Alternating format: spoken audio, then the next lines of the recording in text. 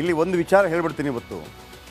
ಈ ಕೊಲೆ ಆಗಿ ರೇಣುಕಾಸ್ವಾಮಿ ಕೊಲೆ ಆಗತ್ತಲ್ಲ, ಆಗ ಪ್ರದೋಷ್ PSIಗೆ ಫೋನ್ ಮಾಡ್ತಾರೆ.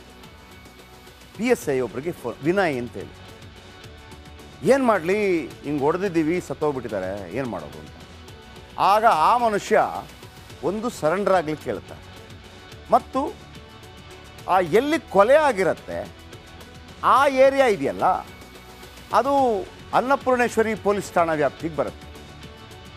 ಆದರೆ ಅವರು ಪಕ್ಕದ ಕಾಮಾಕ್ಷಿಪಾಳ್ಯ ಪೊಲೀಸ್ ಠಾಣೆಯಲ್ಲಿ ಆ ಭಾಗಕ್ಕೆ ಬರುವಲ್ಲಿ ಶವವನ್ನು ಹಾಕುವುದಕ್ಕೆ ಏನಾದರೂ ಐಡಿಯಾ ಕೊಟ್ಟರ, ಆ ಥರ ಏನಾದರೂ ಐಡಿಯಾ ಕೊಟ್ಟರೆ ವಿನಯ್ ಗಾನ್ ಕೇಸ್.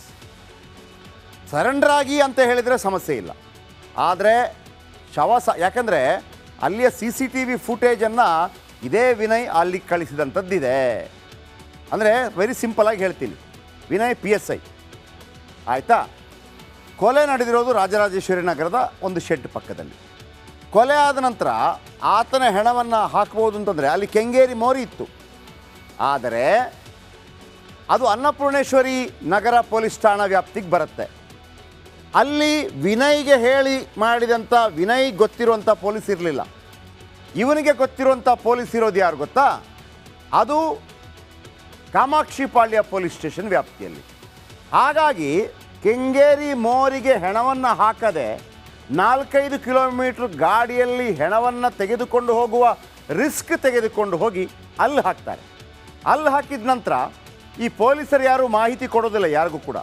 ಬೆಳಗ್ಗೆ ಆ ಸೆಕ್ಯೂರಿಟಿ ಗಾರ್ಡ್ ಕಂಪ್ಲೇಂಟ್ ಕೊಟ್ಟಾಗಿ ಅರ್ಧ ಗಂಟೆ ಆದಾಗ ಇವರು ಕಾಯ್ತಾ ಇದ್ರೇನು, ಹೋಗಿ ಇವರೇ ಸರೆಂಡರ್ ಆಗಿಬಿಡ್ತಾರೆ.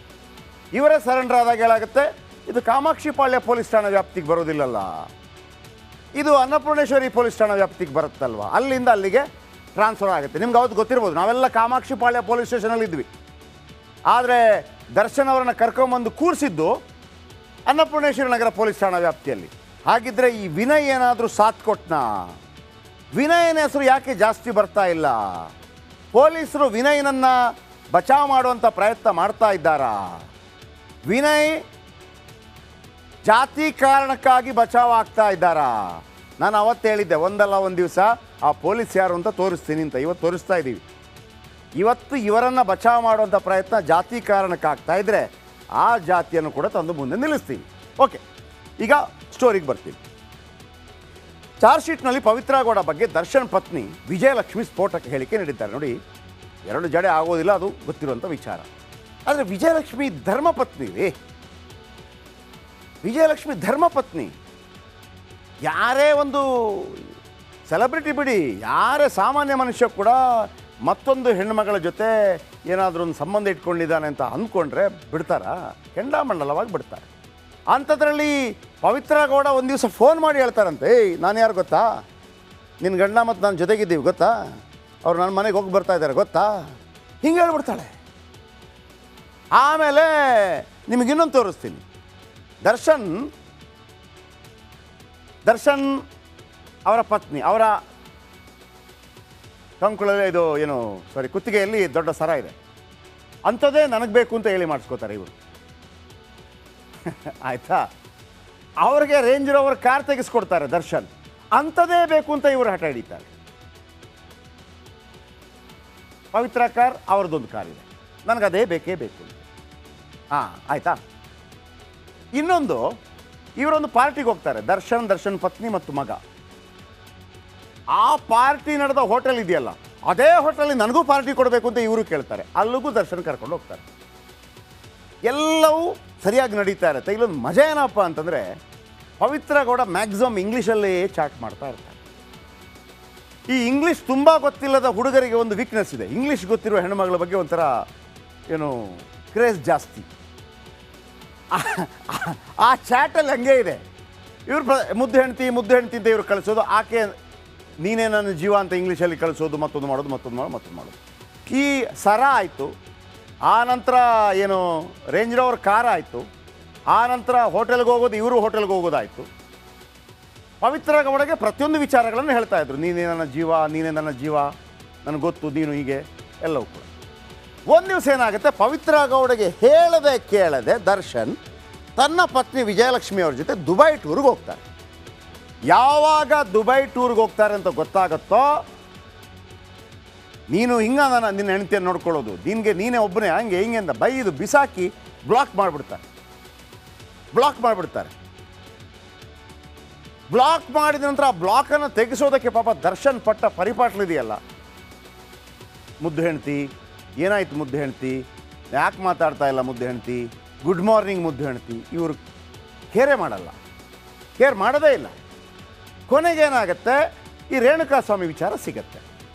ರೇಣುಕಾಸ್ವಾಮಿ ವಿಚಾರ ಸಿಕ್ಕಾಗ ದರ್ಶನ್ ಅಲರ್ಟ್ ಆಗ್ತಾರೆ. ಇವನನ್ನು ಇಟ್ಕೊಂಡು ಈಗ ನನ್ನ ಆ ಕ್ಲೋಸ್ ಆಗಿರುವ ಚಾಟನ್ನು ವಾಪಸ್ ಶುರು ಮಾಡ್ಬೋದು. ಅಲ್ಲಿಗೆ ಡಾರ್ಲಿಂಗ್ ನೋಡು, ಅವನ್ನ ಕರ್ಕೊಂಬಂದಿದ್ದೀನಿ, ಬಾ ನೀನು ಹೊಡಿ ಬಡಿ. ಅಲ್ಲಿಗೆ ಅವನು ಸತ್ತೋದ. ಇಲ್ಲಿ ಇವರ ಚಾರ್ಜ್ ಶೀಟ್ಗಳು ಹೊರಗೆ ಬಂತು, ಇವರ ವಾಟ್ಸಪ್ಗಳು ಹೊರಗೆ ಬಂತು, ಎಲ್ಲ ಇಲ್ಲಿಗೆ ಬಂದು ನಿಂತಿದೆ. ಈಗ ವಿಜಯಲಕ್ಷ್ಮಿ ಅವರು ಹೇಳಿದ್ದಾರೆ, ಈಕೆ ನನ್ನ ಗಂಡನನ್ನು ಬ್ಲ್ಯಾಕ್ ಮೇಲ್ ಮಾಡ್ತಾ ಇದ್ದಾರೆ, ವಿಡಿಯೋ ಇರ್ಬೋದೇನೋ ಅನ್ನೋಂಥ ಅನುಮಾನ ಕೂಡ ಇದೆ ಅನ್ನೋಂಥ ರೀತಿಯಲ್ಲಿ ಮಾತಾಡಿದ್ದಾರೆ. ಬನ್ನಿ ಅದರ ಬಗ್ಗೆ ಒಂದು ಸ್ಟೋರಿ.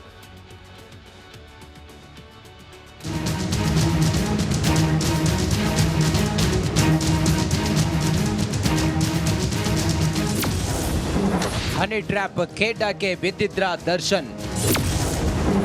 ಪವಿತ್ರ ಗೌಡ ಬಂಡವಾಳ ಬೆಚ್ಚಿಟ್ಟ ದರ್ಶನ್ ಪತ್ನಿ ರೇಣುಕಾಸ್ವಾಮಿ ಕೊಲೆ ಕೇಸ್ನಲ್ಲಿ ದರ್ಶನ್ ಜೈಲು ಸೇರಿ ಪರದಾಡುತ್ತಿದ್ದಾರೆ.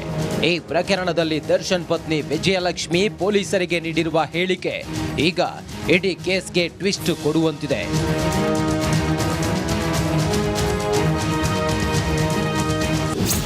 ದರ್ಶನ್ ರನ್ನ ಪವಿತ್ರ ಹನಿ ಟ್ರ್ಯಾಪ್ ಮಾಡಿರಬಹುದು. ನನ್ನ ಆಪ್ತ ವಲಯದಲ್ಲಿ ಹನಿ ಟ್ರ್ಯಾಪ್ ಬಗ್ಗೆ ಚರ್ಚೆ ಆಗ್ತಿದೆ. ದರ್ಶನ್ ರನ್ನ ಪವಿತ್ರ ಹನಿ ಟ್ರ್ಯಾಪ್ ಮಾಡಿರಬಹುದು. ದರ್ಶನ್ ಹಾಗೂ ಪವಿತ್ರ ಗೌಡಳ ಖಾಸಗಿ ಫೋಟೋ, ವಿಡಿಯೋ ಇಟ್ಕೊಂಡು ಬ್ಲ್ಯಾಕ್ ಮೇಲ್ ಮಾಡ್ತಿರಬಹುದು. ಪವಿತ್ರ ತನ್ನ ತಾಯಿ ಬಳಿ ಹಾರ್ಡ್ ಡಿಸ್ಕ್ ನೀಡಿದ್ದಾರೆ.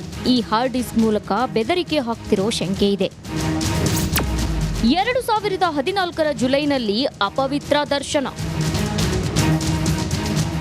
2014 ಜುಲೈನಲ್ಲಿ ದರ್ಶನ್ ಮೊಬೈಲ್ನಲ್ಲಿ ಹುಡುಗಿಯ ಸಂಪರ್ಕ ಇರೋದು ಗೊತ್ತಾಗಿದೆ.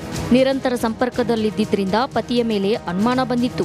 ಅವರು ಬೇರೆ ಯಾರೂ ಅಲ್ಲ, ಅಗಮ್ಯ ಸಿನಿಮಾದಲ್ಲಿ ನಟಿಸಿದ್ದ ಸ್ಮಿತಾ ಗೌಡ ಅಲಿಯಾಸ್ ಪವಿತ್ರ ಗೌಡ. 2015ರಲ್ಲಿ ಒಬ್ಬ ಅಪರಿಚಿತ ಮಹಿಳೆ ನನಗೆ ಫೋನ್ ಮಾಡಿದ್ರು. ನಿಮ್ಮ ಗಂಡ ದರ್ಶನ್ ನನ್ನ ಜೊತೆ ಲಿವ್ ಇನ್ ರಿಲೇಶನ್ಶಿಪ್ ನಲ್ಲಿದ್ದಾರೆ, ಪದೇ ಪದೇ ನಮ್ಮ ಮನೆಗೆ ಬರ್ತಿರ್ತಾರೆ ಅಂತ ಹೇಳಿದ್ರು. ನನಗೆ ಆಶ್ಚರ್ಯವಾಗಿ ಅವರಿಗೆ ಬೈದು ಫೋನ್ ಕಟ್ ಮಾಡಿದ್ದೆ ಅಂತ ಹೇಳಿದ್ದಾರೆ. ಪವಿತ್ರ ಗೌಡ ಮನೆ ಸಂಬಂಧ ಜಗಳವಾಗಿತ್ತು. ಪವಿತ್ರ ವಿಚಾರವಾಗಿ ಆಗಾಗ ನನಗೂ ದರ್ಶನ್ಗೂ ಜಗಳವಾಗ್ತಿತ್ತು. 2018ರಲ್ಲಿ ದರ್ಶನ್ ಪವಿತ್ರಗೆ ಮನೆ ಖರೀದಿಸಿಕೊಟ್ಟ ಬಗ್ಗೆ ಮಾಹಿತಿ ಇತ್ತು. ಆರ್ಆರ್ ನಗರದ ಕೆಂಚನಹಳ್ಳಿಯಲ್ಲಿ ಮನೆ ಖರೀದಿಸಿಕೊಟ್ಟಿದ್ದಾರೆ. ಅದೇ ವರ್ಷ ರೇಂಜ್ ರೋವರ್ ಕಾರನ್ನು ಕೊಟ್ಟ ಬಗ್ಗೆ ಆಪ್ತರಿಂದ ಮಾಹಿತಿ ಸಿಕ್ತು. ದರ್ಶನ್ ಬಳಿ ಕೇಳಿದಾಗ ನನ್ನ ದುಡ್ಡು ನನ್ನಿಷ್ಟ ಅಂತ ಹೇಳಿದ್ರು. ನೀನ್ಯಾರು ಕೇಳೋದಕ್ಕೆ ಅಂತ ದರ್ಶನ್ ನನಗೇ ಬೈದಿದ್ರು. ಈ ವಿಚಾರದಲ್ಲೂ ನನಗೆ ದರ್ಶನ್ಗೂ ವೈಮನಸ್ಸು ಏರ್ಪಟ್ಟಿತ್ತು. ರೇಣುಕಾಸ್ವಾಮಿ ಕೊಲೆ ಕೇಸ್ ಚಾರ್ಜ್ ಶೀಟ್ನಲ್ಲಿ ವಿಜಯಲಕ್ಷ್ಮಿ ನೀಡಿರುವ ಹೇಳಿಕೆಗಳನ್ನು ಪೊಲೀಸರು ಸಾಕ್ಷಿಯಾಗಿ ದಾಖಲಿಸಿದ್ದಾರೆ. ವಿಜಯಲಕ್ಷ್ಮಿ ತನ್ನ ಪತಿ ಹಾಗೂ ಪವಿತ್ರ ಜೊತೆಗೆ ಇರೋ ಅಪವಿತ್ರ ಸಂಬಂಧದ ಬಗ್ಗೆ ಗೊತ್ತಿರೋದಾಗಿ ಹೇಳಿದ್ದು ಲಿಪ್ಸ್ಟಿಕ್ ರಾಣಿಯ ಕರಾಳ ಮುಖವಾಡ ಬಯಲಾಗಿದೆ. Nagaraj, crime bureau, republic Kannada, Bengaluru.